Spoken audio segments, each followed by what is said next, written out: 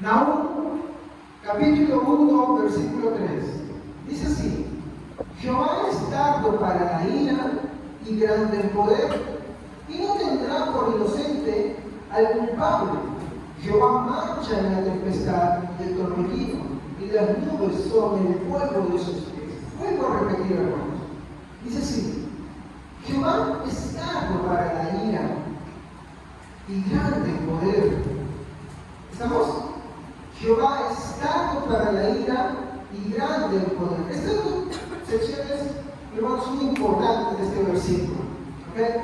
Entonces, si nosotros vamos a ver acá de lo que está hablando este capítulo de Nahum, vamos a ver que se está enfocando en la historia, o bueno, en los sucesos de Nínive. ¿Estamos? Ahora, esto lo voy a dejar, si es que Dios quiere, para el final del servicio o para otro momento posterior, pero está haciendo referencia a Nínive. Y ahora, cuando nosotros escuchamos por lo general de Nínive, ¿qué ideas vienen a nuestros recuerdos? Que a veces que hemos escuchado mensajes. Muy bien, claro, ¿no? Nínive era una ciudad a la cual Dios, ¿no?, le dice que la va a destruir, y ahí vemos a un profeta, ¿no? El profeta Jonás, ¿no?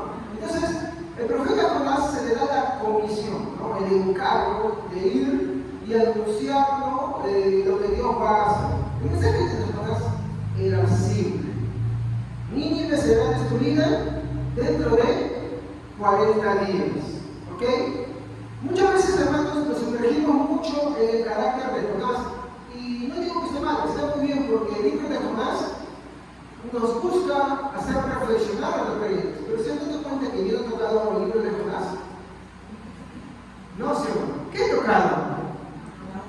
Nahum. Muy bien, y es por algo, aunque Jonás y Nahum tratan del mismo tema de Nínive, ambos quieren hablar de dos cosas. Con respecto a Nahum, quiere enfocarse algo, ¿no? Y como le dije, ¿no?, es cierto, muchos nos enfocamos en el carácter de Jonás y sus aventuras, y a veces en eso también perdemos de foco algo muy importante, que es el tema central de este relato, y es la paciencia de Dios. La paciencia de Dios es un relato, mi hermano, en este libro, que se pierde totalmente, mi hermano, cuando no nos enfocamos. O sea, por ejemplo, a veces vemos al libro de Nahum que dice: Nínive, inmediatamente nos asociamos con Jonás. Y no está mal. Pero la verdad es que uno es en un tiempo y el otro es en otro tiempo. ¿Ok? Y nosotros, como estuvimos en el libro Jonás, se ha hecho más grande, porque lo que dice ahí es que toda la ciudad se, ¿no?, agarra y reflexiona. ¿Estamos? Y Dios no la destruye. Pero entonces Dios sería mentiroso de no cumplir sus castigos, de no cumplir sus promesas, o Dios las tiene que cumplir. Entonces, cuando nosotros vamos a Nahum nos va a completar el panorama de eso. Pero ese es el tema por el cual, como les digo, quiero hablar ahora de Nahum, es porque quiero enfocarme específicamente en algo que muchas veces pasamos de lado, y es la paciencia. Yo les dije que iba a hablar de la ira de Dios, y bueno, viendo el tema de la ira de Dios, me percaté que había algo que no había hablado, y es lo que precede o está antes de la ira de Dios, y es la paciencia de Dios. Y la paciencia de Dios es un atributo también. Cuando nosotros vemos, mi hermano, la paciencia de Dios, mi hermano, vamos a ver un carácter de Dios, mi hermano, increíble. Es cierto, este tema no lo voy a poder terminar hoy, eso lo vamos a ver en las semanas que vienen, creo que estaremos ahí estudiando y adentrándonos dentro de este atributo divino para ver todos los aspectos de la paciencia de Dios. A veces cuando decimos solamente, la paciencia de Dios, y simplemente nos referimos a algo bien simple, decimos, bueno, que Dios es tolerante, nada más. No. Cuando hablamos de la paciencia de Dios, muchas gracias, tenemos que ver varios aspectos de la paciencia de Dios, sus efectos en nuestra vida, y cómo están dentro, mi hermano, bien marcados de todo lo que Dios hizo a lo largo de la historia.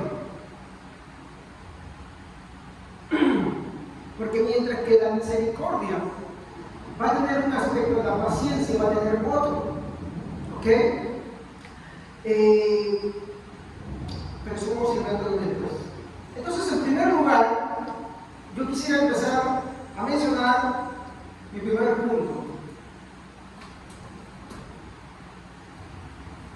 Lo que es la paciencia.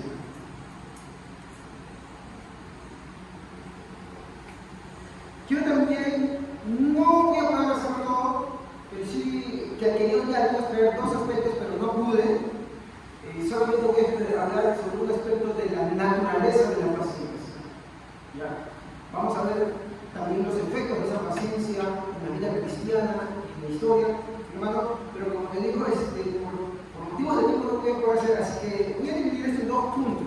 Tanto en lo que es propiamente la paciencia, como ver uno solo de sus aspectos de la naturaleza de la paciencia. Yo busco con todo esto al final crear una reflexión en nuestra vida viendo la realidad de cómo somos y cómo es Dios a través de ese tributo con nuestras vidas.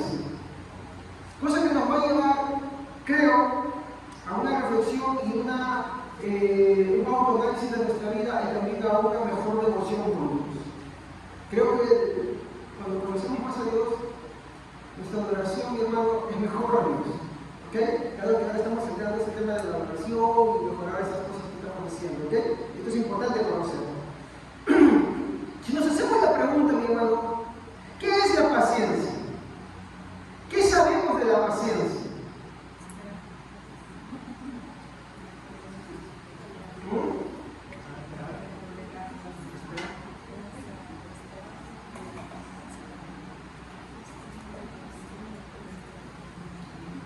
¿Qué nos enseña?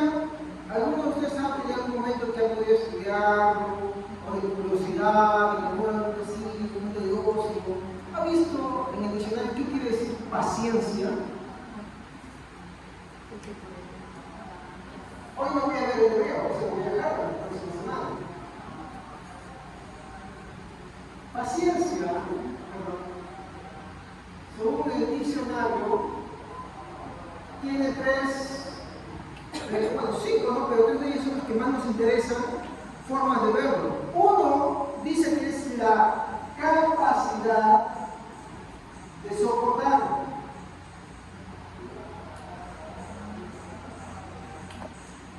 No dice que es simplemente soportar, sino que es la capacidad de soportarlo. Voy a ponernos un ejemplo. En cierta ocasión estaba yendo con mi hermano Aldo a comprar ese ventilador. Quiero tomar ese ejemplo. Pero llegó un momento en que el hermano Aldo no podía con el calor. Decía, me estoy ahogando, no puedo. Le abría el ventilador, ponía el acondicionado y se estaba sancochando. ¿Ya? Pero yo tenía tolerancia al calor. ¿Entienden? Ahora, no es que no sintiera el calor, sino que tras largos años, entiendo que tienen esto, tras largos años, de haber estado expuesto desde el ejército, mucho calor, en mi trabajo lavando autos, el sol arriba, y en el calor, y en el sol, en la lata del carro, reflejándome, provocaron qué cosa? Sí, un poquito de medallón, ¿ya? Dos, claro, mi abuelo.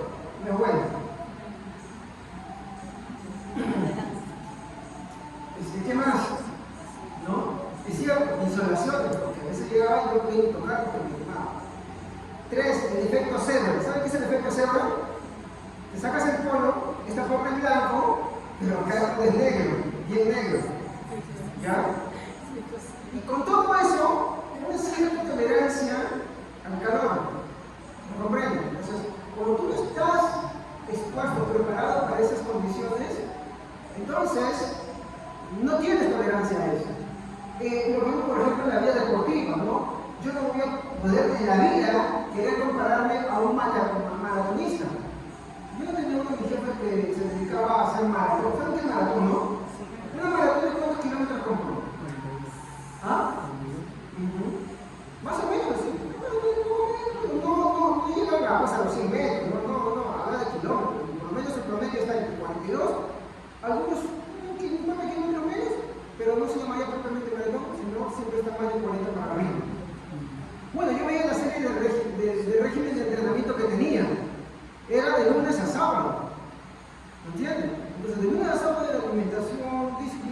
resistencia, cardio y tantas cosas que eran muy rigurosas. ¿Por qué? Porque él participaba en maratones. Y aún así, con todo el maratón nunca llegaba en primer lugar, ¿no? Entonces, ¿a qué voy con todo eso? Yo no puedo querer, yo, en mi condición mortal, no acostumbrado a una maratón, querer agarrar y de así de plano decir, yo tengo resistencia, voy a hacerlo, y querer compararme con alguien que todo el tiempo esté experimentando en esto. No lo voy a poder hacer. Yo al primer kilómetro me voy a quedar. Puede ser el primer kilómetro, 2 kilómetros, la corre y le dejo todo. 3, 5. Pero los 10 kilómetros, escuchaba que dice que muchas veces corriendo, veía algunos que estaban corriendo y como que se iban inclinando y caían al piso y sí mueren. Porque cuando tú vas a eso, firmas un documento en el cual libra la organización de una posible causa de muerte. Así como cuando se lanzan el paracaídas, ¿has visto? Lo que se puede, firmas. Si no firmas, entonces lo que hacen eso son culpables. ¿Me entiendes? Entonces, ¿por qué voy a contar este ejemplo? La capacidad de soportar no es el simple hecho de decir voy a soportar o yo soporto. Para tener paciencia, uno tiene que tener la capacidad de soportar. ¿Estamos? Yo quiero que me vean esto ahora bien claramente. Paciencia no es simplemente soportar. De hecho, cuando nosotros leemos Corintios que dicen el amor es, y cuando está diciendo que es, ¿qué está expresando? Que tiene la capacidad. ¿Ok? Y ahí ya viene una gran diferencia. No es el simplemente hecho de pretender a tener la capacidad. Es como decir, yo agarro este vaso y yo digo que este vaso tiene la capacidad de soportar un galón de agua. ¿Tiene o no tiene? No lo tiene. Entonces, me dejo mirar acá ese papel. Paciencia es la capacidad de soportar. ¿Qué más es paciencia? ¿No? Es tranquilidad para esperar. Y acá viene otra vez la diferencia. Una cosa, mi hermano, es decir que uno sí sabe esperar, y otra cosa es, mi hermano, tener tranquilidad al esperar. Porque por lo general dice que hay gente que espera, pero cuando espera está, ¿cómo? Desesperada. ¿Me equivoco? Eso, paciencia. Y algunos, cuando hablan, por ejemplo, de Dios, se debe refutar el hecho de que Dios no exista por el hecho de que o no suceden las cosas, dicen que ya pasó 6 años, 200 años, y no sucede nada. Así decía la gente del Antiguo Testamento. La gente del Antiguo Testamento agarraba y confiaba en sus cosas.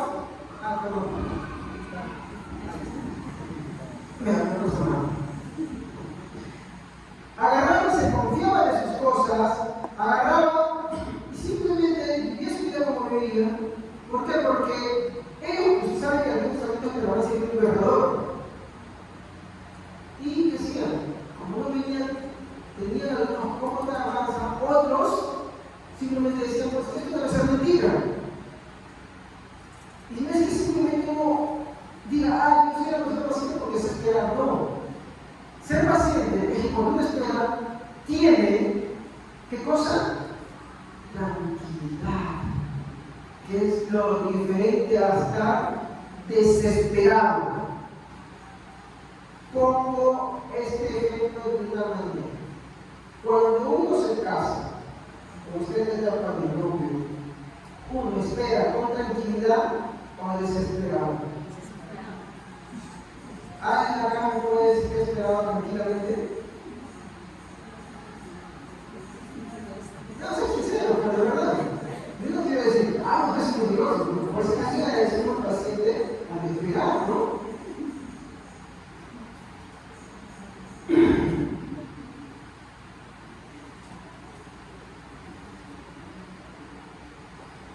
Si ponemos un ejemplo de alguien que haya esperado sin paciente, pacientes, ¿de qué podríamos referirnos en la Biblia? ¿Jacob? No puede ser, pero es que Jacob es una cosa en Correa. No es que ver una cosa en Correa. Estaba desesperado en Correa. Job, al que se le dice la paciencia. Si ustedes leen un capítulo antes de que Dios le hable, es acusado por lo mismo. Sí, es que veamos, todos los hombres que la Biblia ustedes ven, que se les cataloga por algo virtuoso, fallan en eso mismo. El padre de la fe falla desconfiando en las promesas de Dios en un momento también, porque creen que apareció Ismael y Agar. Al que se le dijo paciente como Job, también falló en eso. Jacob no es el ejemplo de paciencia tampoco por una mujer. Ella estuvo esperando todo el tiempo, sí, pero estaba desesperado. ¿Por qué? Porque él quería a Raquel. Entonces sí que me espero que vea para la mejor vida, bueno, pues si es paciente, pues espera que se vaya con tranquilidad y sigue siendo. ¿Pero qué hizo? Mejor dos que uno. Y si hay dos, entonces cuatro. Es cariño de verdad. Ahora, si dijeron algo, Jesús podía haber bajado de frente y morir en la cruz. Pues para él era imposible. ¿Pero por qué hizo las cosas así? Porque él tenía que esperar los tiempos que el Padre había dispuesto en su voluntad. ¿Es así? ¿Es así? ¿Qué más? ¿Qué más nos dice el diccionario sobre esto? Calma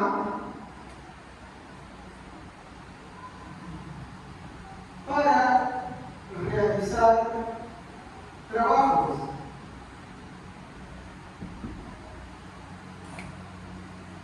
Digamos que tienes una situación crítica. El trabajo lo tienes que entregar en una hora.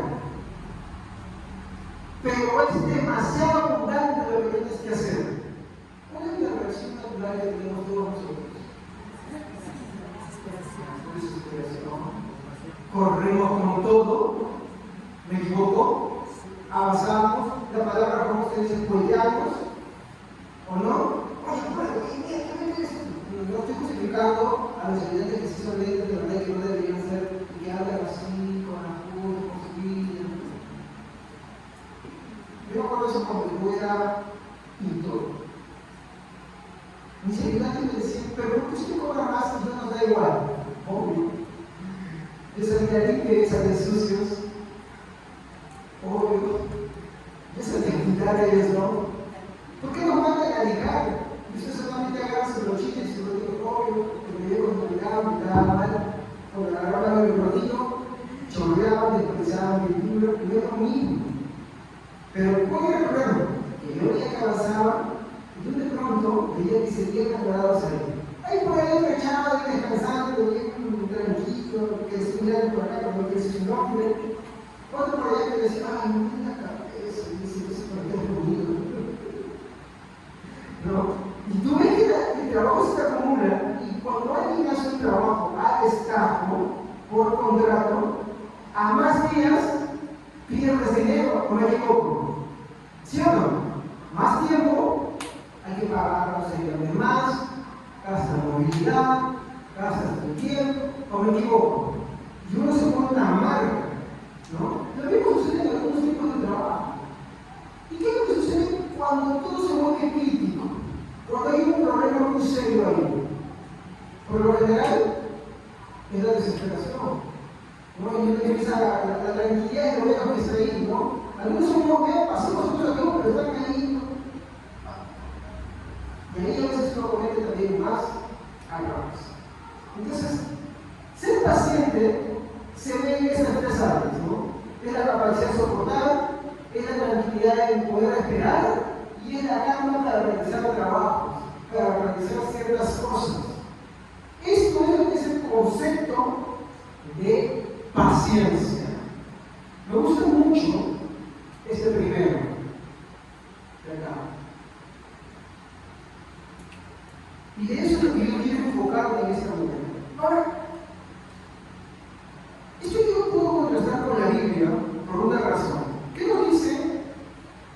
en 1 Corintios, capítulo 13, versículo 7.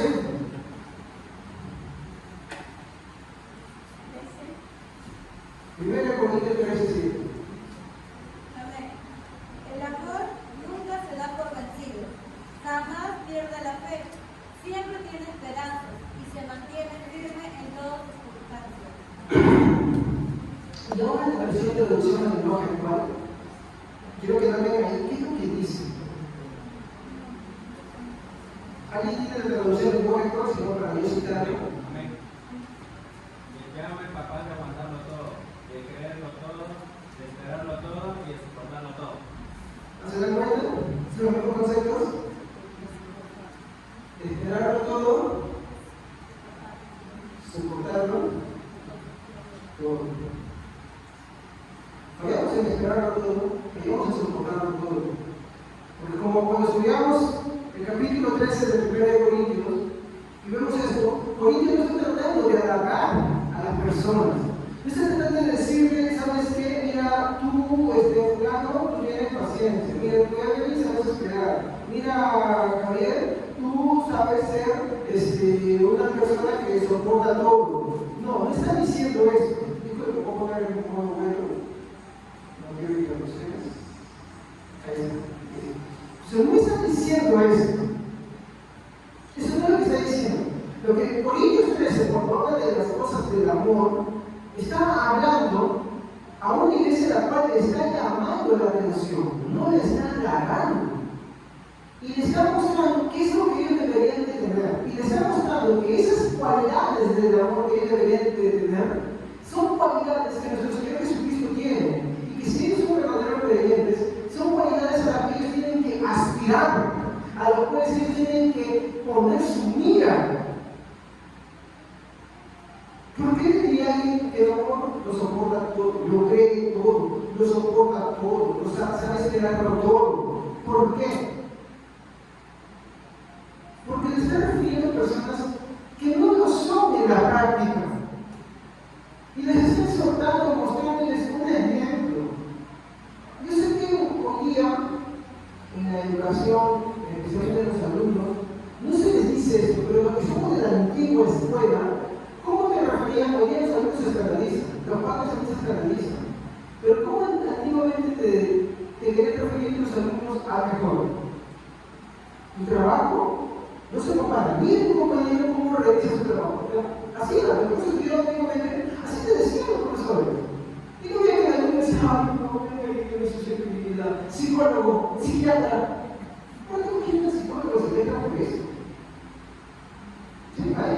El psiquiatra, el psicólogo, con esas cositas, digo, ¿qué? Pues, gana más dinero.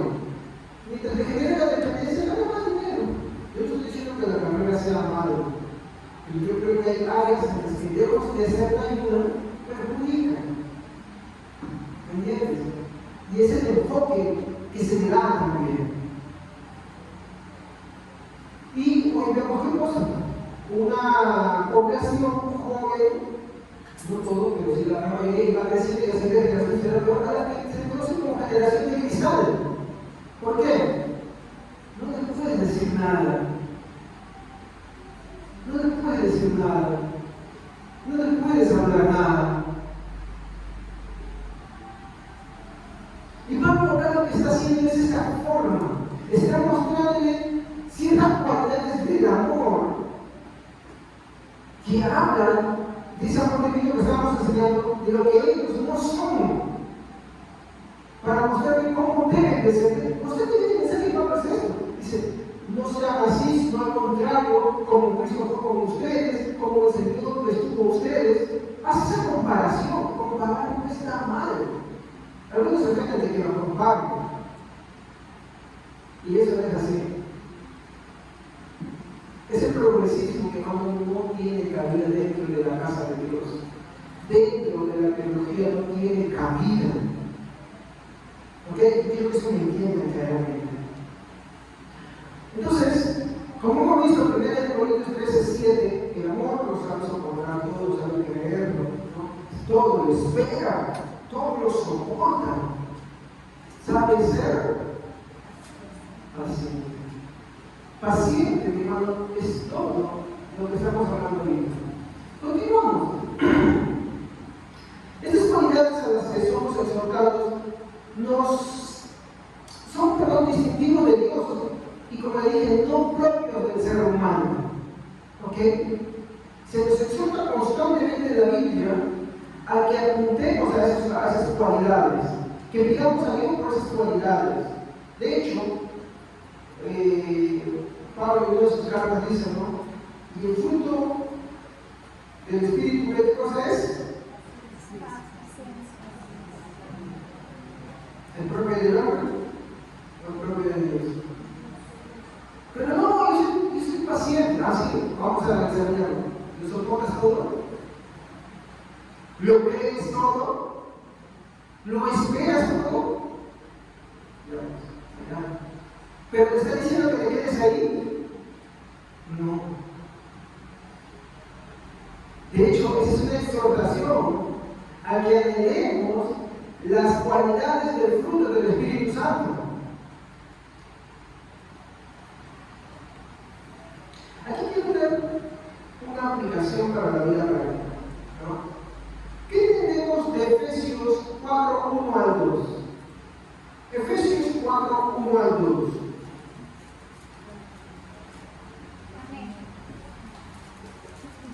Por lo tanto, yo, prisionero por servir al Señor, les suplico que lleven una vida digna del llamado que han recibido de Dios, porque en verdad han sido llamados. Sean siempre humildes y amables, sean pacientes unos con otros y tolérense las faltas por amor. ¿Han visto? ¿Esa versión cuál es? NTV. Ahora por favor vean la versión NBI. NTV. Ahora vamos a ver la versión NBI. ¿Ya? Después de la traducción al lenguaje actual, la Biblia de la Reina Valera. Por eso, yo, que estoy preso por la causa del Señor, les ruego que vivan de una manera digna del llamamiento que ha recibido, siempre humildes, amables, pacientes, tolerantes unos a otros en amor. ¿Se dan cuenta? Otra vez es el mismo concepto. Sean pacientes, tolerantes, los unos a los otros, en el amor de Dios. Muy bien, ya tenemos dos versiones. Una traducción viviente, una versión internacional, Reina Valera. Ahora, amén. Yo pues preso en el Señor, os ruego que andéis como es digno de la vocación que fuisteis llamados, con toda humildad y mansedumbre, soportándose con paciencia los unos a los otros en amor. ¿Se han dado cuenta que las tres versiones hablan y nos exhorta a que vivamos como es digno, adecuadamente a la vocación, a la profesión, al estilo de vida de la que hemos sido llamados, Señor? ¿Por qué te diría eso? ¿Porque vives o no vives? ¿Por qué no vives? Entonces se nos exhorta constantemente. ¿Ok? Y aquí estoy, la Biblia no nos habla muchas cosas buenas de nosotros. Y cuando las habla, inmediatamente nos muestra cómo es. Y eso es el Espíritu Santo, más grande sobre Dios. Estaba revisando un libro que tengo ahí que es independiente de leer. Es Cristo a través de los hombres del Antiguo Testamento. Y este libro tiene muchas de las figuras de todos los hombres. Yo diría, bueno, estos hombres sí vivieron, pues, ¿quién como ellos? Josué, al mismo Job, ¿no? Uno dice, pues, hombres valientes, buenas, Sansón, pero dice Job, y tú ves, por ejemplo, a José, dice, ¿pero qué? Y no, al contrario, sí fallaron. Y donde ellos fallaron, Cristo sí triunfó. Y de esas cualidades, esas virtudes que a veces las leemos por encima, decimos, ¿cómo es esto? No, fallaron en esas mismas cualidades. Ahora, esas mismas cosas que supuestamente decimos, qué milagros ellos, fallaron. ¿No? Y este libro, bueno, lo poco que estaba leyendo muestra, ¿no? Cómo es Cristo, ¿no? Mostrado a través de ellos, pero la gran diferencia, y eso es lo que estaba leyendo la atención, es Cristo es aquel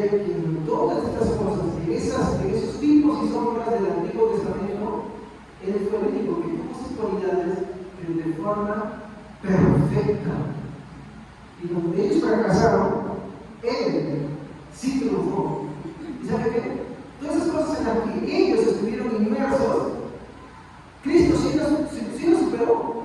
Todas las cosas que ellos afrontaron, Cristo las afrontó y él sí las superó. Ya hablaremos de eso muy bien, pero hay que muy recomendado ese libro. Ahora sí, traducción al lenguaje actual. Yo que estoy preso por servir al Señor Jesús, les ruego que vivan como deben vivir quienes, como ustedes, han sido llamados a formar parte del pueblo de Dios. Sean humildes, amables y pacientes y bríndense apoyo por amor los unos a los otros. Sean humildes, ¿qué más? ¿Cómo? Amables. Primero, humildad. ¿Qué es la humildad? Quiero que entiendan ese concepto de humildad. ¿Qué es humildad, hermanos?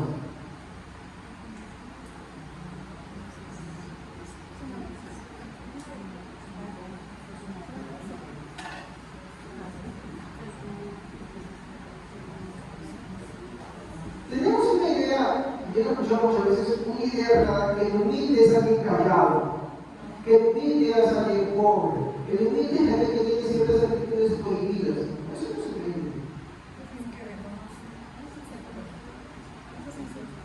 Ajá, eso es inseguridad. ¿Qué es humilde?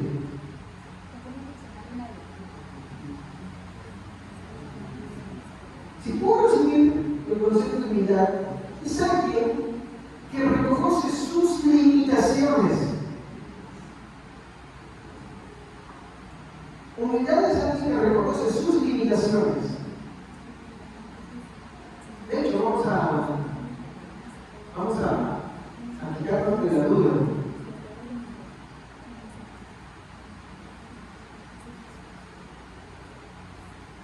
Primero, es una persona que no presume de logros. ¿Ya?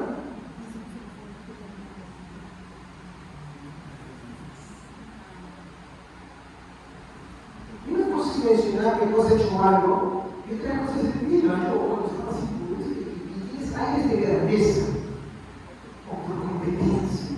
No, eso no es. ¿Qué más es? Es la actitud de una persona que presume su logro, actitud de la persona que no presume de sus logros. Reconoce sus fracasos.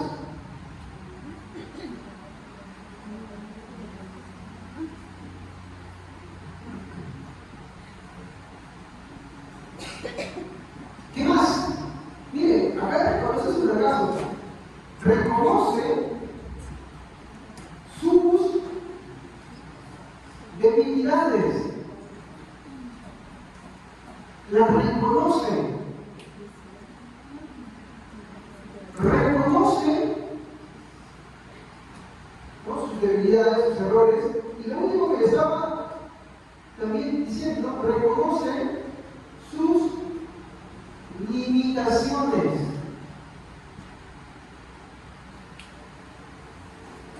Y este concepto de humildad es totalmente diferente a, mi hermano, ese concepto errado que se tiene, como que dice, no, pues esta persona tímida, así, una persona que no habla, no es humilde. ¿Usted me importa eso? Humildad es todo lo contrario. Y la Biblia dice que vivamos como, de forma humilde. Y lo otro que dice, amable. Tenemos que ser amables los unos con nosotros. ¿Qué más dice? Leías, hermano. Paciente. Y ahí viene el punto que estamos hablando. ¿Qué más?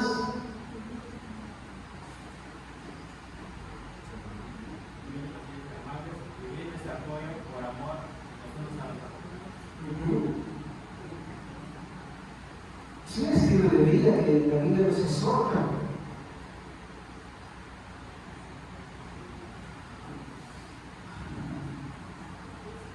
Ahora, acá hay un temita que yo quiero ver. Es verdad que la iglesia, hermano, es un lugar de muchos riesgos. ¿Sabes por qué? en la iglesia venimos personas con diferentes formas de ser.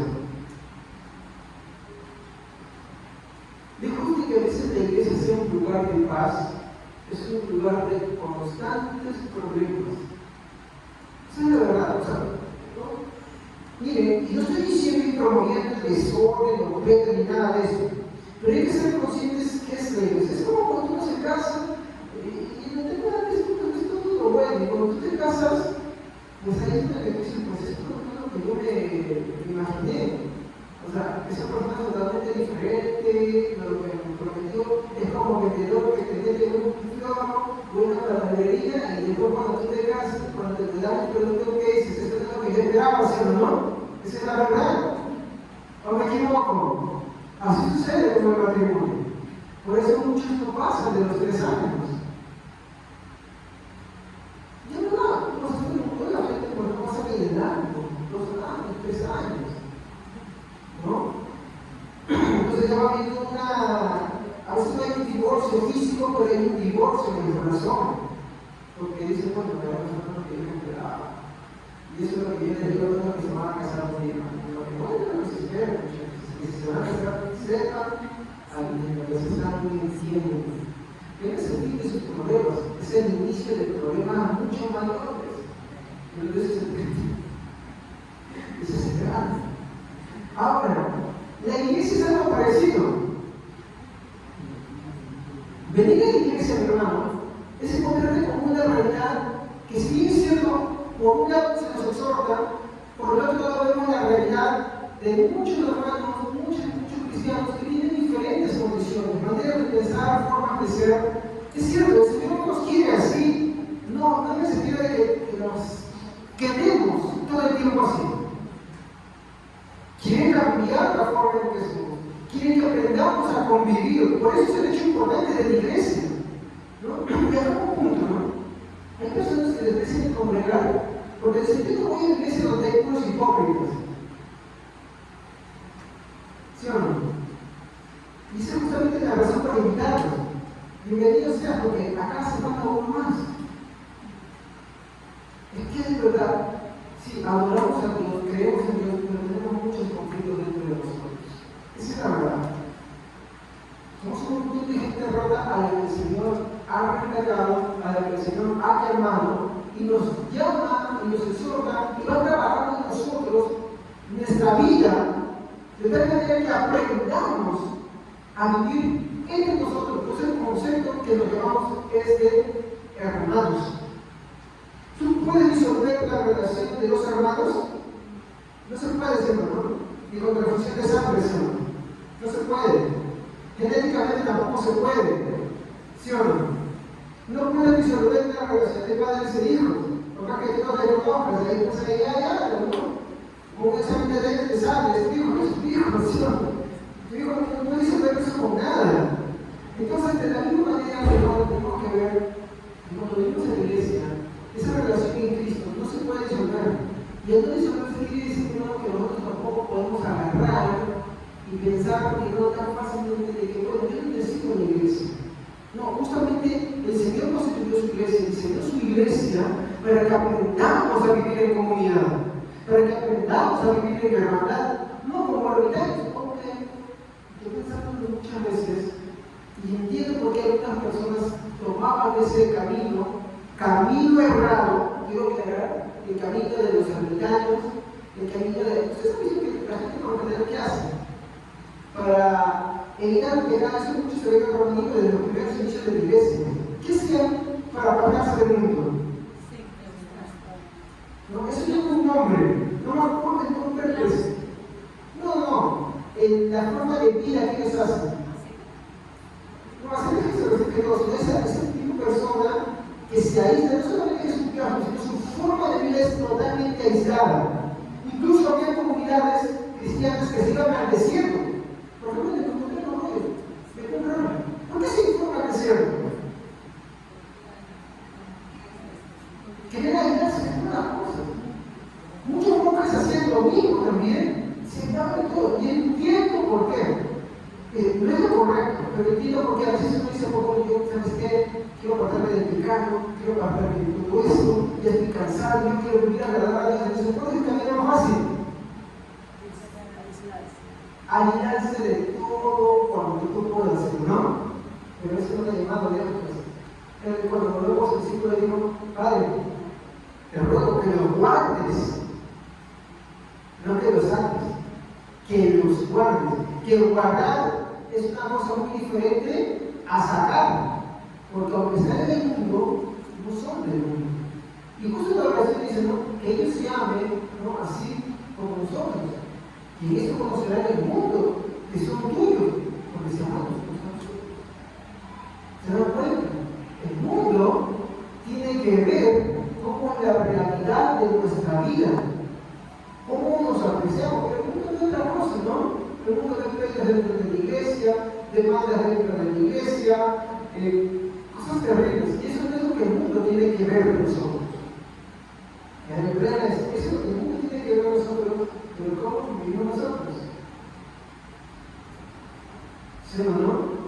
A veces sufrimos el problema de alguien más, a veces somos los causantes de ese mismo problema. Ahí está el problemita.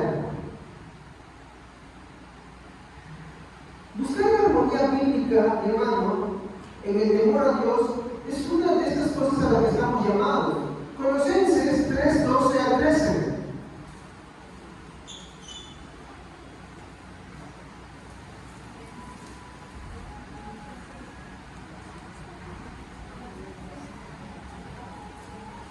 Amén. Vestidos pues como escogidos de Dios, santos y amados, de entrañas de misericordia. Colosenses capítulo 3, versículo 12 a 13. A ver.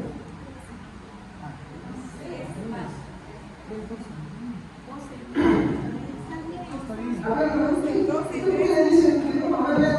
Vestidos pues como escogidos de Dios, santos y amados. Bueno, antes de corregir, hermano, también verifique si es corrección. A ver, Colosenses 3:12. Está bien. 3:12. Ajá, sí está bien, dice el hermano. Lea, hermano.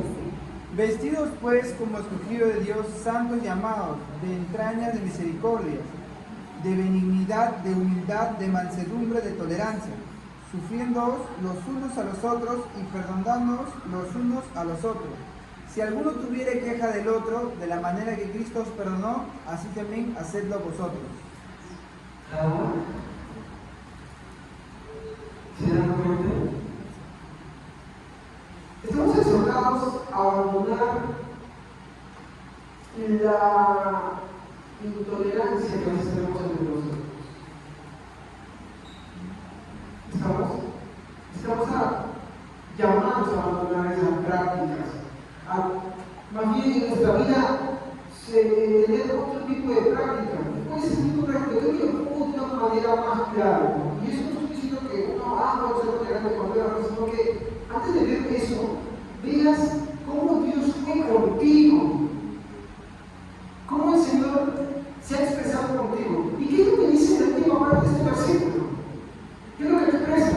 Dice, de la manera que Cristo os perdonó, así también haced vosotros. Pero, ¿qué cosa? ¿Qué cosa es lo que Cristo tuvo con nosotros? Y ahí vemos en el versículo 12, ¿no? Dice, con entrañable misericordia, con bondad, humildad, mansedumbre y paciencia. Esa manera fue la manera en la que Cristo fue con nosotros. Por eso pudo tolerar, soportar y sufrir todos los agravios que se le hizo a él. El Padre también soportó eso. Sí, de hecho, por eso es que el Padre es paciente. Pero así como Dios es paciente, nos llama a nosotros también, mi hermano, a tener la misma práctica en nuestra vida. Tal vez hoy yo no puedo completar todos los aspectos de eso porque es bastante, hermanos. Así que lo que voy a decir, yo creo que yo no sé de introducción a todo eso que vamos a hablar de la paciencia divina, ¿ok? Así que entonces esperemos.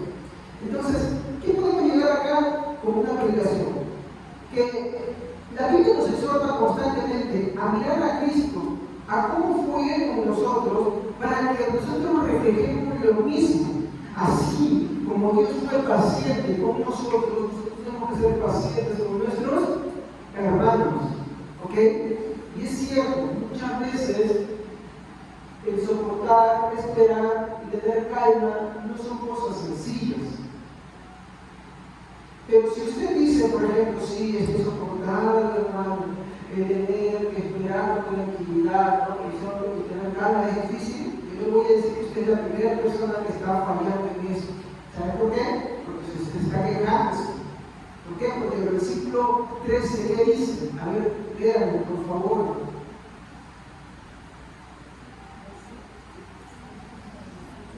¿Qué dice? Soportando unos a otros y perdonados unos a otros. Si alguno tuviera queja contra otro, de la manera que Cristo os perdonó, así también hacedlo vosotros. Claro. Muchas veces cuando se dice este tema, uno empieza a decir, pues no se puede como el profeta y no siempre se tiene que ser paciente con mis hermanos, que ser aquello, eso. Pero te das cuenta que eso estás ocultando una falta de reconocimiento de que tú eres una persona que carece de esa cualidad que Dios tiene. Y que tiene que pedir, la vida nos exhorta que tenemos que pedirle a Dios esto. A que tenemos que llevar la práctica, así como Dios fue con nosotros. Ahora, como le dije al principio, hay un pequeño problemita. Naturalmente nosotros no lo tenemos. ¿Qué tenemos que hacer ahí? Pedir a Dios. Todo el don perfecto proviene del Padre de Jesucristo, como dice Santiago. ¿No? Vamos a ver el segundo punto. Como le dije al principio, no creo que mi hermano pueda tomar hoy todos los aspectos de la naturaleza, de la paciencia divina. ¿Ya? Así que justamente hoy en la mañana quería hacer uno más, pero ya no podía. Dije, no, ya no puedo porque cada aspecto de la naturaleza de la paciencia habla de cosas distintas, ¿no? Que son muy buenas para llevarnos también a una reflexión. Así que voy a tocar, mi hermano, como digo, por falta de tiempo, voy a tocar una, ¿ok?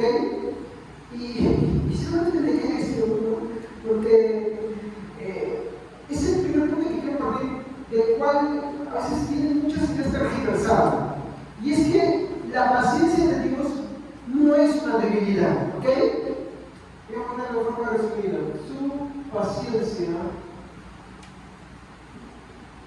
no es una debilidad. Yo creo que ninguno de nosotros, mi hermano, vamos a ponernos esa idea. No creo que algún mi hermano acá, algún cristiano, mi hermano acá, piense que el hecho de que yo sea paciente sea una muestra de debilidad, no creo, ¿sí o no? Pero con la forma en que vivimos, con la forma, mi hermano, en que profesamos nuestra vida cristiana, a veces afirmamos ese concepto de nuestra vida. Y quiero mostrar algunas formas de pensar. Algunos cristianos creen que Dios es incapaz de enojarse. Ellos no piensan que Dios es debilidad, ¿no? No creo que un cristiano con 3 dedos de frente piense que Dios es de bendición. De hecho, porque una de las cualidades de Dios es que Dios es todopoderoso, ¿ok? Que Dios es soberano. Nadie cuestiona eso. Ahora, cuando nosotros decimos que Dios no puede enojarse, ¿qué queremos decir?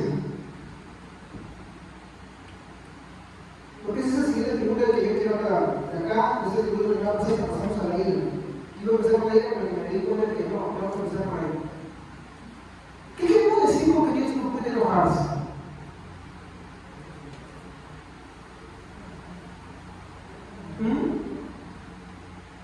¿Qué queremos? Algunos dicen que Dios es incapaz. ¿Qué es que algo sea incapaz? capaz? Que no puede hacer eso, ¿no?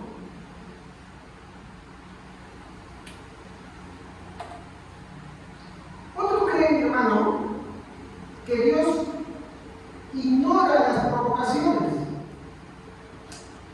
Hay gente que ignora las provocaciones. ¿Qué Dios ignora las provocaciones?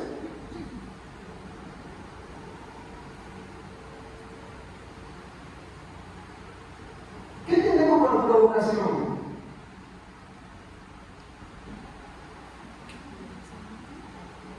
A ver, pregúntame ya qué es la provocación.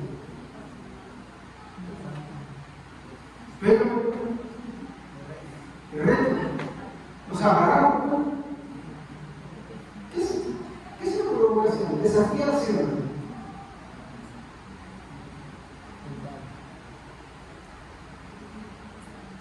Hermanos, hay gente que se debe y esa cosa que escuchado en varias iglesias que dicen, reta a Dios. Tenemos que retar a Dios. Entonces, pero no podemos retar a Dios. Otro, mi hermano, dice, si no se existe, que me maten pues. ¿Qué son esas cosas? ¿Ah? Prueba a Dios. Prueba a Dios. O sea,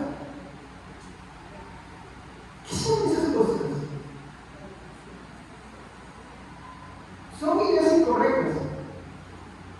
Incluso cristianos que hacen esto. Pablo, en su carta a los Corintios, dice, no, y no tentarás al Señor como muchos murieron en la provocación en el desierto. ¿De acuerdo? En las cuales, dice, murieron.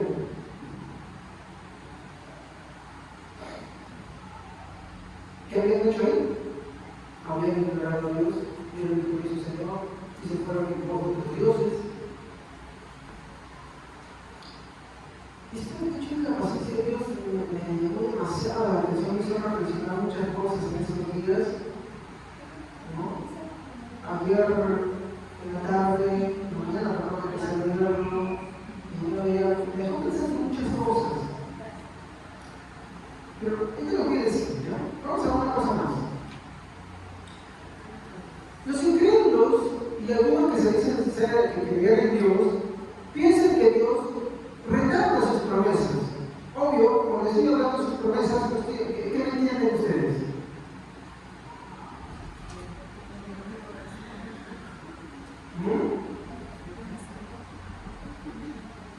¿Qué entienden ustedes?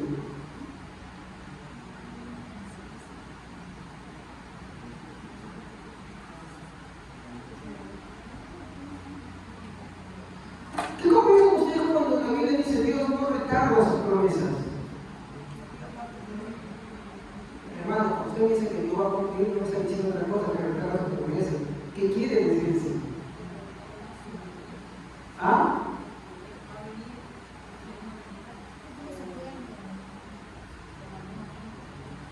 Voy a ponerse así. A veces asociamos cuando dicen promesas con cosas positivas, ¿no? ¿Estamos? ¿Ya? Pero, voy a poner un ejemplo de la vida práctica. Tienes tu hijo, y tu hijo te hace hombres. Y uno le llama la atención, y le dices, oye, no me sigas haciendo esto, porque a la siguiente te cae corrida. ¿Qué es esto? ¿Cómo?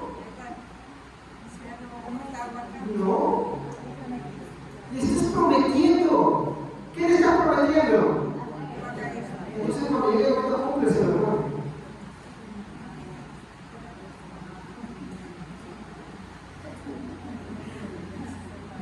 No, es que eso es verdad.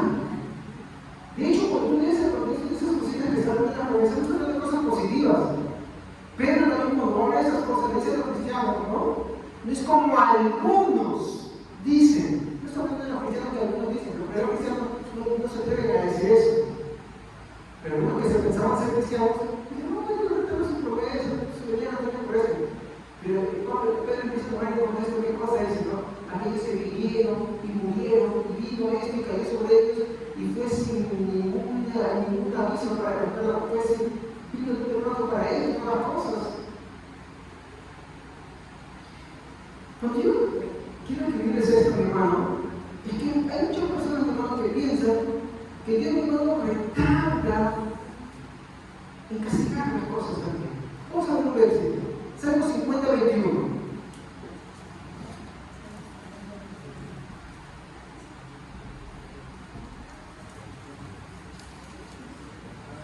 Has hecho que todo esto y he guardado silencio. ¿Acaso piensas que soy como tú? Pero ahora voy a reprenderte. Cara a cara voy a denunciarte. ¿Qué pasaba ahí? El pueblo de Dios pecaba y como Dios guardaba silencio, pensaban que Dios no los iba a guardar. Jeremías 30:11. Jeremías 30:11. Amén. Porque yo estoy contigo para salvarte, dice Jehová, y destruiré a todas las naciones entre las cuales te esparcí, pero a ti no te destruiré, sino que te castigaré con justicia. De ninguna manera te dejaré sin castigo. Hermano, no cae en pecado. ¿Se dan cuenta? Ya que tenemos que ver, y yo digo, pero pastor, ¿por qué estamos hablando de no? Dije, sí, hay que ver eso. ¿Qué es lo que le dice? A las naciones las va a destruir. ¿En qué tiempo le está hablando? Futuro. Pero a ti no te voy a destruir. A ti te voy a... ¿En qué tiempo está hablando? ¿Pero ya lo estamos castigando? No, sería esa misma cera. El tiempo entre que Él promete y realiza su castigo, ¿cómo se llama? Porque si tú agarras y dices, ¿sabes qué? Mira, tú, a ti, si tú eres así, te voy a dar esto, y inmediatamente que termines de hablar, ¡pah!, se lo das.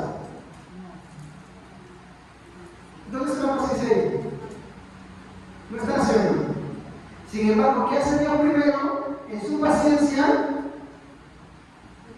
promete. ¿Qué promete? Dios promete castigar. Y en ese lapso hay un tiempo de espera. Ese tiempo de espera se llama paciencia. Y luego de la paciencia viene el boom, que vendría a ser su ira. Y lo que nosotros estamos hablando hoy es de ese puentecito que hay entre que Dios promete y cumple. Y hay que tratar este atributo de la paciencia. Y veremos en posteriores servicios cómo esta paciencia se ve tanto en los incrédulos como en los creyentes. ¿Ok? Las causas de esa paciencia. No sé si eso ahora se llama de gente eterna. ¿Sí? Entonces vamos a volver acá.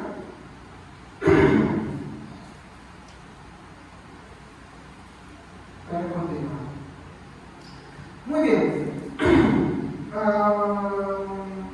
Aquí es donde yo quiero hacer una exhortación. Con qué finalidad voy a hablar acá, para que podamos comprender y asimilar ese hecho tan importante de la paciencia. Miren que bueno, ahorita solamente estamos entrando a una zambullida.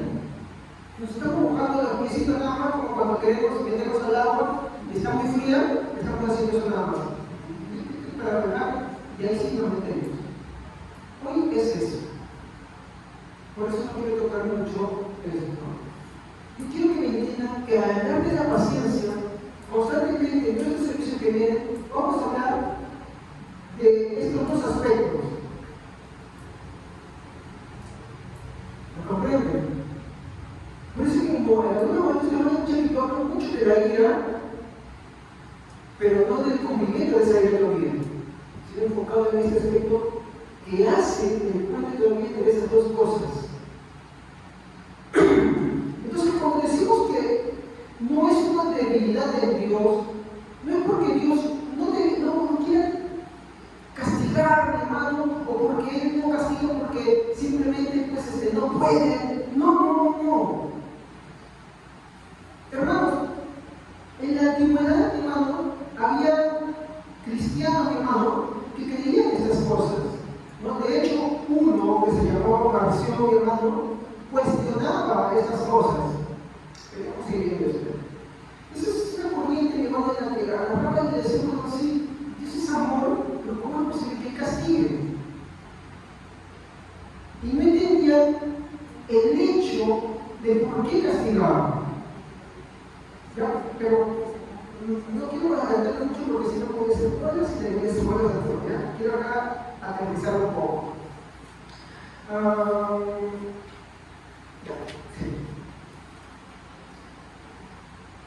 Cuando vemos en Salmos 50:20 y Jeremías 30:11, vemos, hermano, que, como dije, que hay muchas personas, hermano, que siempre hacen esa distinción entre Dios de amor y un Dios de ira.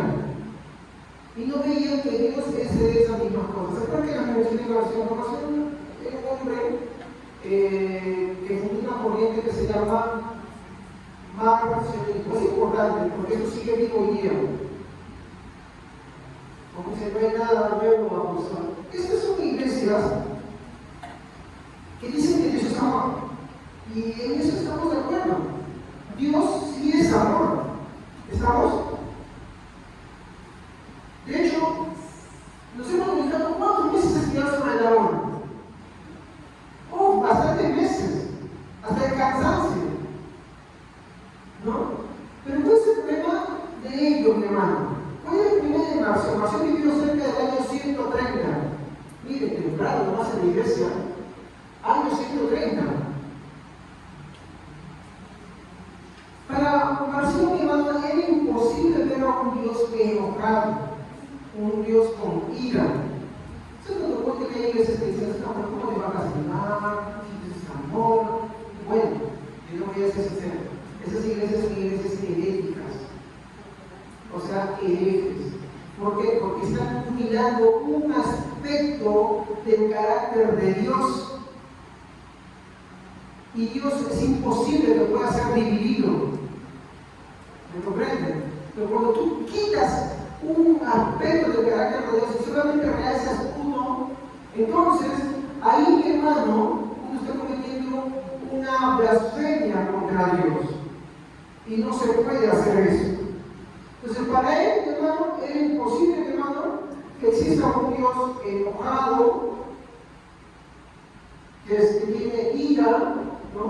Y que la consuma también. Es decir, para él es imposible esas cosas, ¿no? Y esto mismo, mi hermano, muchos evangélicos, mi hermano, creen hoy en día, ¿no? Como le dije, ellos dicen a veces: ¿cómo un Dios de amor puede librarse o castigar? Ellos no ven, eso es como dicen, ¿no?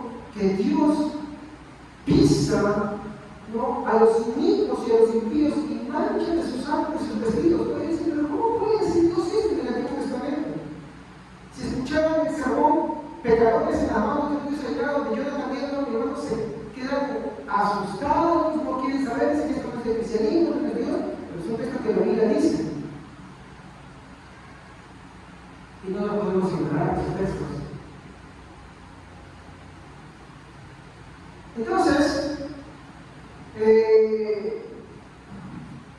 nosotros vamos a ver y contarles que nos van a hablar sobre la ira de Dios. Por ejemplo, Hebreos, capítulo 12, que voy a hablar con los cercanos, no como si Hebreos los hablaron, sino con los cercanos, a los creyentes. Hebreos 12, 6, 7.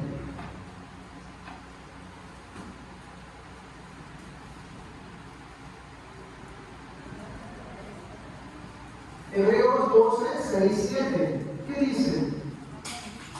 Pues el Señor disciplina a los que aman, castiga a todo el que recibe como hijo.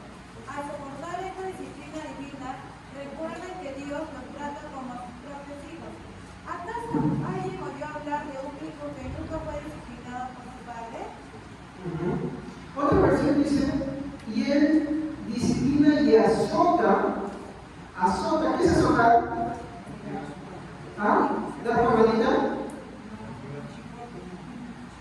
Claro. Antiguamente cuando la Biblia se refería a la vaga, era un pedazo de caña, un lugar nuestro, con los cuales no corregía. Entonces, mi hermano, miren cómo está empezando. Entonces, Dios se ira y castiga a incrédulos como creyentes, sí, a los incrédulos para su destrucción y a los creyentes para su corrección. Pero entre el lapso entre que Él promete y Él cumple, hay un tiempo que se llama paciencia. Esto vamos a ver en la vida diaria, ¿ya? Y es lo que hablamos sobre el aspecto de el amor de Dios es santo. Dios no cierra los ojos o se hace de la vista gorda por el pecado de los incrédulos, ni mucho menos de los que son sus hijos, es decir, de los creyentes. No confundamos su paciencia con debilidad, porque Dios lo olvida. Pero no, ¿cómo que no es que Dios se olvida del pecado, del pecado? A ver, si decimos que Dios tiene que olvidar algo por olvidar, nos estaremos equivocando. Dios tiene que satisfacer. ¿Y cómo decir? Si yo tengo sed, yo no puedo ignorar mi sed hasta que yo, y después de ese estado, ¿tengo sed? ¿Cómo? Ya no. ¿Me entienden? Mientras que no está saciada esa sed, ¿me dejo entender? No puede ser apaciguada. Entonces, no es que Dios olvide el pecado. Recordemos algo, mi hermano, y creo que vamos a ver en la vida de David, ¿ya? Miren, por ejemplo, la palabra de David en el Salmo 51:3. Yo sé que van a pensar algunos, pero primero veamos. Salmo 53. 51:3, perdón.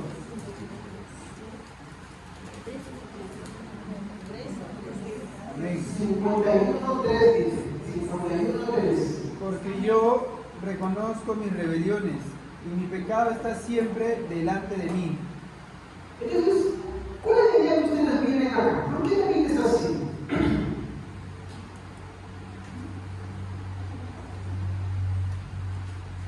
Díganme ustedes, ¿por qué David es así? Cada vez es la idea que venimos a ver. Pero, ¿no será que hay algo más? Mire, es cierto, eso me ha pasado. Pero es solamente cascarón que estamos viendo por arriba.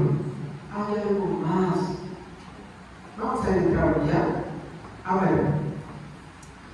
Esta es una actitud, mi hermano, que a veces olvidamos que cada vez que oramos cuando algo malo nos sucede o cuando hacemos algo muy malo.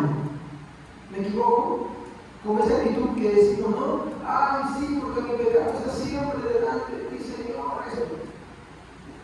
Y cuando vemos el Salmo 51:3, y pretende extirpar este versículo de todo lo que está además, es que solamente lo relacionamos con Betsabé. No, Betsabé solamente era lo externo, era la cereza del final, más no el contenido. Vamos a ver, voy a mostrar ya. Y para esto voy a pedir la versión de algunas Biblias que lo van a quedar marcadas. Algunas me encantó como de presa, ¿no? Espero que la haya traído. Ya, si no, acá lo vemos estar con el mismo celular. Entonces, vamos a profundizar un poquito más y vamos a ver lo que dice del versículo 1 al 3.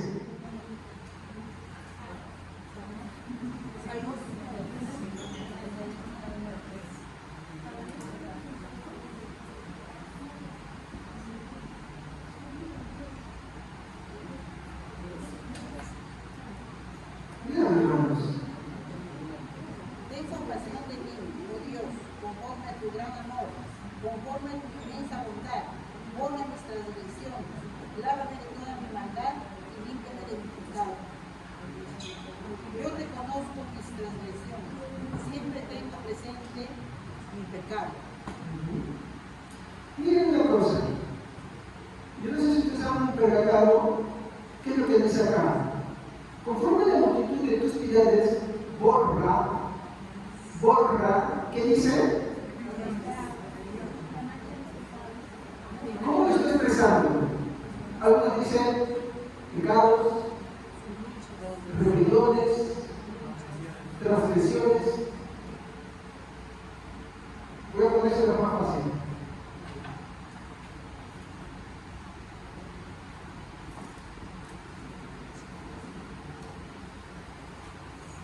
¿Cómo me están poniendo? ¿Qué es plural? ¿Y este? ¿Cómo lo están pensando sus textos? Plural. Entonces, ¿saben qué hacemos? ¿Ya saben qué es plural? Es muchos. Si sabemos que son muchos, ¿cuáles son muchos?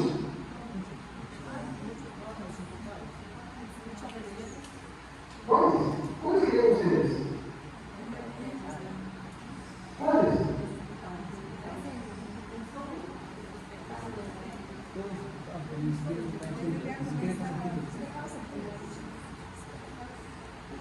Pecados, orgullo. ¿Qué más? Adulterio. ¿Qué más? Condiciones. ¿Qué más? Condición.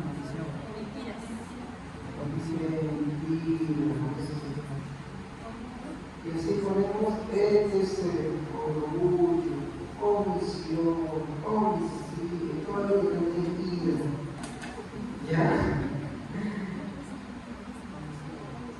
Pero para que me entiendan un poquito más, voy a pedir, en esta versión específica, palabra de Dios para todos. Me gusta cómo dice esto, y quisiera que veamos lo que dice el versículo, el mismo versículo, pero ahora sí, Salmos 51, versículo 4 y 5.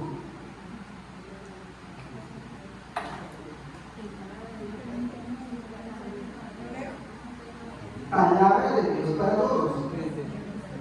Palabra de Dios para todos. Es una versión. ¿Quién tiene la versión palabra de Dios para todos? ¿Alguien la trajo? Yo voy en un ratito nada más. ¿Ya?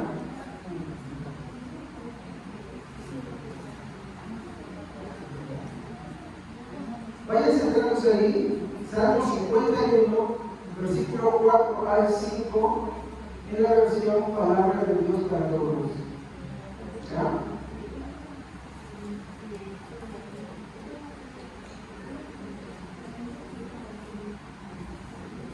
Ya lo tengo. Pero si alguien lo tiene, hermano, también no hay problema. Ya está. Pero hacemos imaginando, cualquiera que le dé un ratito. A ver, cualquier versión. Y aquí mandáis informado. Contra ti, Hermanos, hasta acá están 4 y 5, siempre lean eso. A ver. contra ti soy pecado y he hecho lo malo delante de tus ojos, para que sea reconocido justo en tu palabra y el tenido puro en tu juicio. Y a quien mandáis informado, ni el pecado ni consigo de malo. Ya. Ahora, si ustedes tienen un celular, a eso sí les doy permiso. Ya. Fíjense lo que dice la versión palabra de Dios para todos. Para que puedan entender. Mientras que vamos buscando a alguien que pueda leer la nueva versión internacional. Pero la palabra de Dios se lleva en este versículo una de las mejores interpretaciones. Ten compasión de mí, oh Dios, conforme a tu gran amor, conforme a tu inmensa bondad. Borra mis transgresiones, lávame de toda mi maldad y límpiame de mi pecado. Yo reconozco mis transgresiones, siempre tengo presente mi pecado. Versículo 5 también. 4 y 5, hermanos. Contra ti he pecado, solo contra ti, y he hecho lo que es malo ante tus ojos. Por eso tu sentencia es justa, y tu juicio irreprochable. Yo sé que soy malo de nacimiento, pecador me consiguió mi madre. Escuchen atentamente. Traducción del lenguaje actual.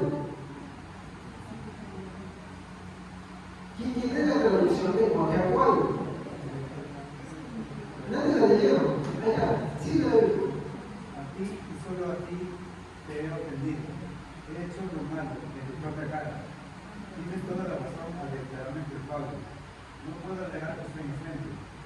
Tengo que admitir que soy malo en nacimiento y que desde antes de nacer ya era pecador. Escucha lo que dice. Muy buena esa versión. Ahora miren lo que dice la versión PDT. ¿Quién la tiene? Yo ya lo callo, porque Amén. Contra ti solo he pecado, y he hecho lo malo ante tus ojos, para que seas reconocido. eso es PRD. Palabra de Dios para todos. Es palabra de Dios para todos. PRD es la Valera. Pequé contra ti y solo contra ti. Delante de ti hice lo que es malo. Ajá. Por eso tu sentencia es justa y tu juicio es Y escuchen acá. y tu juicio es irreprochable. Yo nací culpable.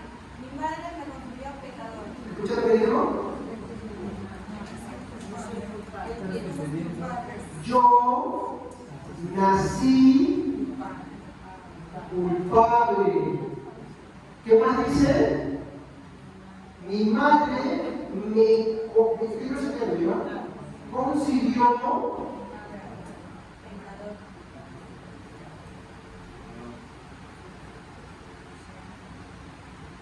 ¿se dan cuenta cómo las versiones coinciden? Lo que pasa es que la Reina Valera te da una forma literal de un lenguaje antiguo que ellos sí entendían, pero que nosotros hoy a veces no lo comprendemos. Entonces, esta versión lo que trata es de explicarle lo que la Reina Valera se está diciendo, que no está bien, que no está mal, sino que a veces no lo entendemos mucho. Entonces, ¿qué es lo que está hablando acá? Tanto de la traducción del lenguaje actual, ¿no? Trato de la PDT, de la LPI, ¿qué está queriendo decir? No. Es que hay un consentido. Miren la traducción del lenguaje actual. Te he ofendido, he hecho lo malo en tu propia cara. Tienes toda la razón de declararme culpable. No puedo negar que soy inocente, no te diga por favor decir solamente por Betsabé, no. Lo de Betsabé le hizo entender algo más que ya era una realidad en su vida. Él no era pecador por lo que pasó con Betsabé. Lo que sucedió con Betsabé solamente fue la muestra de lo que él ya era dentro, pero en un área mucho mayor. Versículo 5, en esta misma versión dice que tengo que admitir que soy malo de nacimiento. ¿Me dejo entender? El hombre dice, yo nací culpable. Jesús no puede entender eso, que los bebés nacen culpables. No, pues tiene que entender. Es la cosa como la doctrina del pecado original. Los bebés sí nacen culpables. Es cierto que somos un sacrificio, pero la raza no es la más egoísta que existe. ¿No? ¿Qué más dice, no? Tengo que admitir que soy malo de nacimiento y que desde antes de nacer ya era un pecador. Entonces, ¿por qué pecado? Entonces, acá viene un tema, me encanta mucho como yo hablar por hacer un libro que habla sobre los bebés a dónde van. Los bebés, ¿por qué van al cielo? ¿Porque son inocentes? No, ellos son pecadores también. Nacen de pecado, es una doctrina cardinal, fundamental, no podemos negarlo. Entonces, ¿cómo van ellos al cielo? Lo mismo que nosotros, por gracia. Porque no son conscientes. A mí ese mensaje me gustó mucho porque en ese mensaje demostraba la luz de la palabra de Dios, cómo este concepto ya desde el Antiguo Testamento se veía en los niños y toda persona incluso adulta que no alcanzaba ese nivel de comprensión de su realidad con un cuerpo de adulto pero completamente de infante, ¿no? Todos ellos, junto con los bebés, son salvados por gracia, sin mérito alguno. ¿Me comprenden? Por eso les digo, cualquiera que fue como un niño y comprender cómo uno es salvo, Dice, no puede entrar en esto porque el reino de los cielos es de ellos. Y no habla de su calidad de inocente, porque inocentes no son. La Biblia dice que son culpables. Ellos han nacido en esa condición, han heredado esa condición. ¿Entienden? Son pecadores.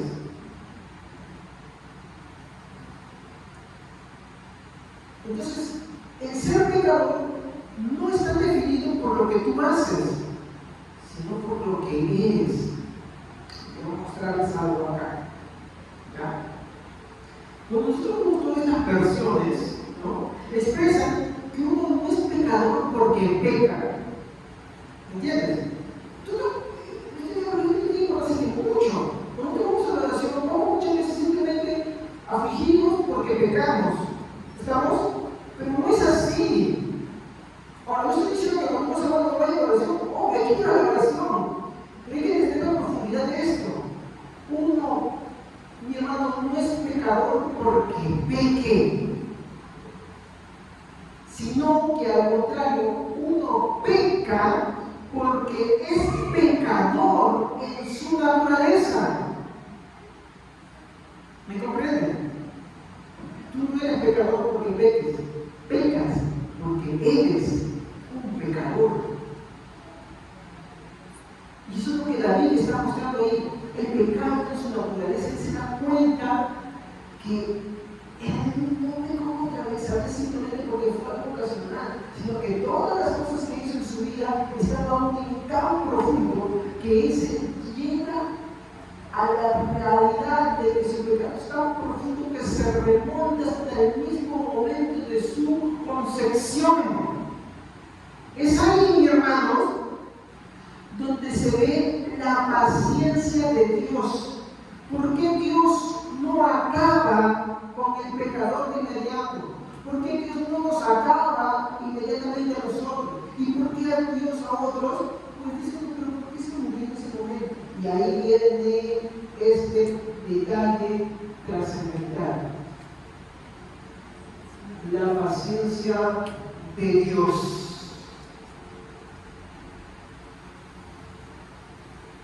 ¿Me comprenden? Y este tributo de la paciencia de Dios te dice a ti, ¿por qué no es más rápido? Y otros no. Pero no solamente dice por el caso del tiempo en que les da a ellos para que reflexionen, o en el caso de tus hijos para corregirlos, sino que también te muestra algo mucho más profundo de la bondad de Dios. Porque mientras que la misericordia de hermanos se muestra para la salvación de hermano, la paciencia, hermano, es un aspecto que se refleja con el pecado y el pecador. Eso es lo que vamos a ver en el próximo servicio. Hay gente que hace lo malo y Dios le sigue dando tiempo para que viva. Hay gente que hace lo malo y también muere en las primeras. Hay cristianos que viven mucho tiempo y Dios con el tiempo los va a corregir y viven muchos años. Hay cristianos que hacen lo malo y en una Dios agarra y los castiga y también se los lleva rápido. ¿Y qué es lo que hace que eso suceda así? La paciencia de Dios.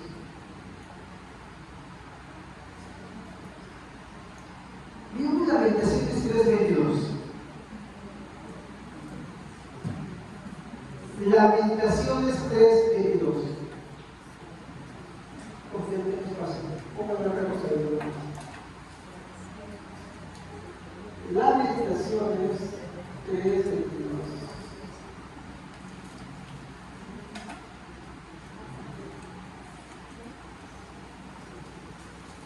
El gran amor del Señor nunca se acaba y su compasión jamás se agota.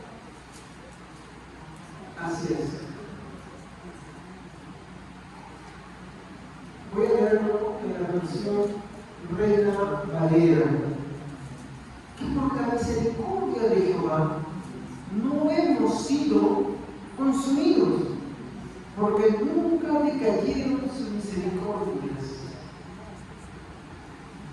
Hermanos, voy a decirles esto de una forma muy clara. No se trata de cuánto tiempo nos dio unos y otros dos, o por qué unos vivieron tantos años y otros tan pocos años, y que de repente ese corto breve de tiempo es un indicio de la falta de la paciencia de Dios y con los otros sí. No. Sino que la paciencia de Dios que suministra a cada una de sus criaturas es perfecta. Y lo que Él ha enseñado, cómo va a aplicar en cada una de sus criaturas, es perfecto. Con respecto a los cristianos, que es lo que nos compete, ¿qué nos dice? Que por la misericordia de Jehová no hemos sido consumidos. ¿Saben de qué tiempo se escribe Lamentaciones? Les pregunto, les muestro esto.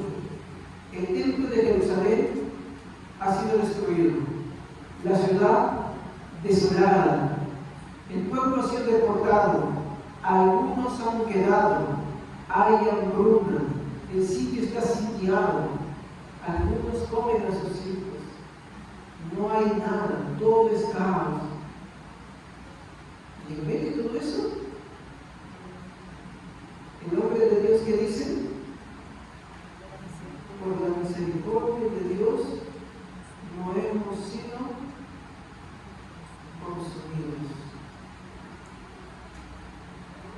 Y a veces nos quejamos y decimos, trabajando si esto yo lo digo porque quiero, ¿por qué no otro? No tengo dinero para esto, me falta para aquello, estoy sufriendo de esto, estoy sufriendo del otro. Acuérdate, por la misericordia de Dios no ha sido consumido. A eso se le conoce como la paciencia de Dios. Dios tiene paciencia. No una paciencia, como decíamos, que simplemente soporta porque soporta, no, sino porque tiene la capacidad de soportar. Él espera pacientemente hasta el momento perfecto de cumplir sus promesas.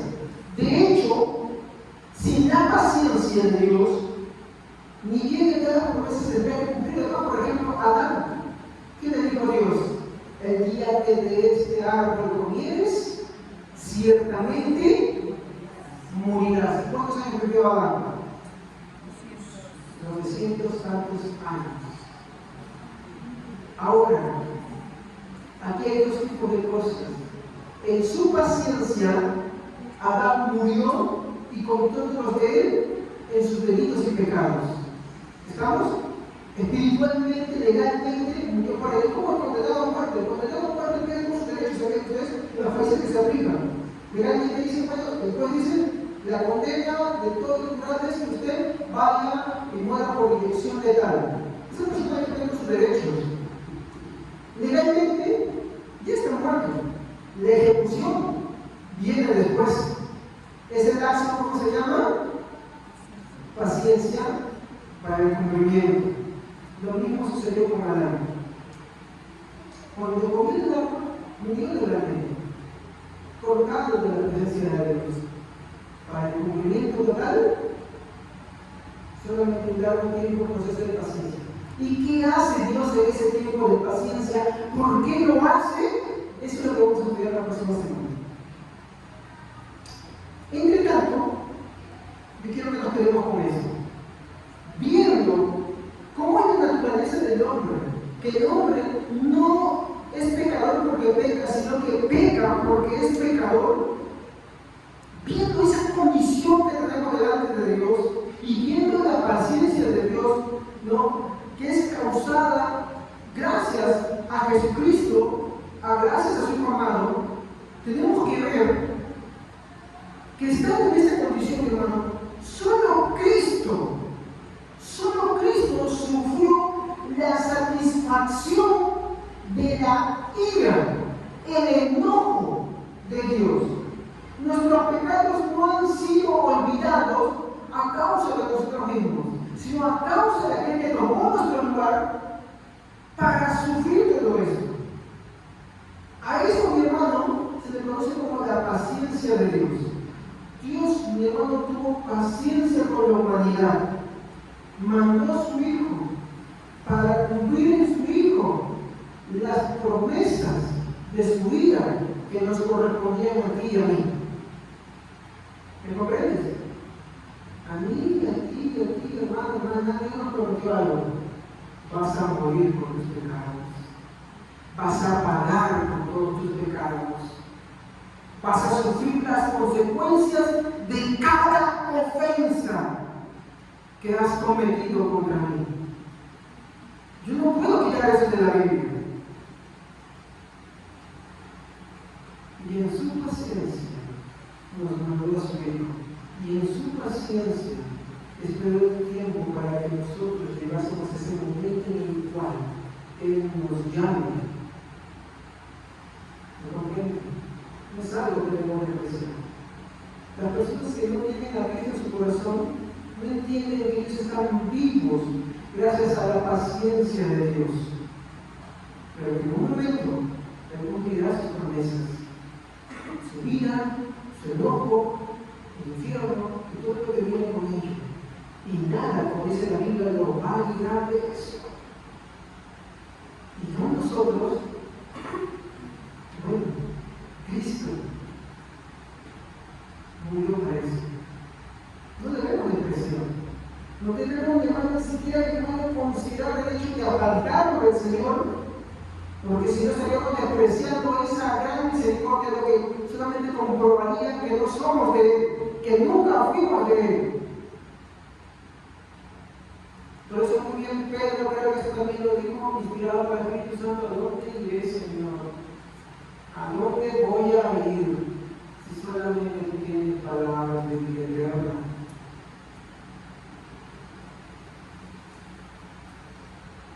En su paciencia.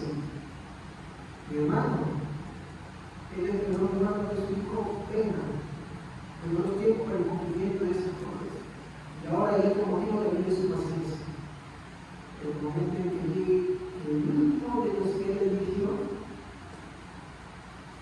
sea llamado para que dé inicio a la venida de nuestro gran Padre y Salvador Jesucristo. De hecho, el tiempo que vivimos es el tiempo de la paciencia de Dios, que afecta a muchas áreas. El tiempo de Dios en el cual su paciencia se ve registrada hasta el momento que su Hijo regrese. Hasta el momento en que cada uno de los que Él llama esté con Él. Hasta el momento que todavía Él ha llamado desde antes de la fundación del mundo todavía no nace. Ahí está la paciencia de Dios. ¿Y qué nos deja esto como adoración? Que lo mismo que tenemos que practicar nosotros también. Difícil, ¿no? Pero así es, a eso estamos llamados. Vamos a ponernos de pie y vamos a orar.